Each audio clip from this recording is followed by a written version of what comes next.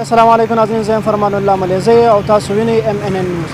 لکه څنګه تاسو ته معلومه ده، کویټه مین ایرپورټ روډ باندې سهار 4 بجې او 15 منټه بالا باندې یو ډېر افسوسناک واقعه منځته راغله چې په دې کې د حاجي نصیب الله کم ټیوټیا شوروم دی، په دې باندې فایرنګ شوی ولو او په دې کې چې دی ډېرې ګاډیانې چې دي هغه ویشتل شوي دي او ډېر تقریبا په کروڑه روپۍ چې دی هغه نقصان ورکول شوی دی. زما کیمرمین که تاسو دلته ښکاره کړي بلوټس چې دی هغه دا دی لګېدلي دي،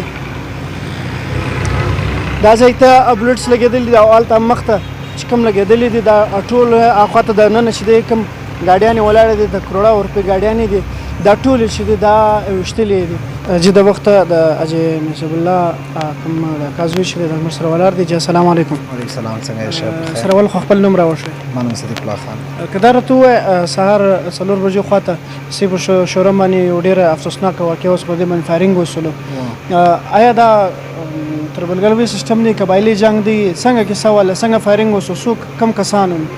یا دا دلته سار یو دهشتګردي حمله وسوله، نه زموږ یو قبایلي جنګ دی، نه دغه دی، دغه مطلب د بازۍ یو ګروپ دی، قبضه مافیا رقم دی، نه قبضه ټایپ ګروپ دی، نه نو نقیب الله بازۍ نومیږي او یو نقیب الله دی سمیع الله مور سره دی، نو هغه ګروپ دی، نو هغه مطلب په دې کې مخته یو بل مځکه ول په هغه باندې مطلب دا رقم قبضه چم کړي ول، نو موږ عدالت له کیس وړی وي سټې مې مخ کیسونه مې سره شروع کړو، نو دی دا رقم مطلب اوس به ته غوښته څه چم نه کوم ظاهره خبره به ته غوښته که ته موږ ته دا کم ګاډیان سي چې دوی په کروڑه روپۍ نقصان شوی دی، که ته موږ ته راوښویې دا څنګه کم نقصان شوی دی او څنګه نقصان شوی دی، کومې کومې ګاډیانو ته نقصان رسېدلی دی، سیاسه سپیشلي کومې ګاډیانو ته نقصان رسېدلی دی؟ هغه خو دا په مخکې څه موټران ولاړ دي، دا تقریبا د ګودو ګاډیانو ته نقصان رسېدلی دی، لګبګ د 7 کروڑ روپۍ 7 سے 8 کروڑ روپۍ ټوټل اسټیمیټ موږ ایستلی دي چې دغونه زموږ ټوټل تاوان شوی. مطلب په دې کې کومې کومې ګاډیانې ستاسې سره ولاړې چې هغه ته فایر لګېدل؟ مطلب دا چې ته ورښکاره کړه کله دا چې په هنداره باندې فایر لګېدل دي، بالا پر چت باندې لګېدلی دي، نه هندارې ګر زخمي دی. اوس دا خو خالي چې مطلب د اوس پرې موږ کم داغونه پر پیدا کړي، نو چې موږ موټر سم دغه کو بیا به ته مزید به یې بدلېږي راشنه. او دا یوه یاریس ده، یاریس بانټ لګېدلی دي، کومه هنداره لګېدلې ده، مطلب دا اوس ښایي دا هغه د 55 लाख روپۍ لاګت موټر دی، دا مطلب 40 دا 1 کروڑ 50 लाख روپۍ دی، دا مطلب ګرد هندارې و. دا او کوم کمپنۍ ده؟ دا ټیوټا کمپنۍ، ټیوټا کویټا موټرز کمپنۍ ده، او د دې مطلب ټوټل ګرد انجن یې ګسه ورسره کړې ده، دا ریډیټر دا ګرد اوبه اوبه یې توسوي دي، دا موټر ټوټل اوس سوی و.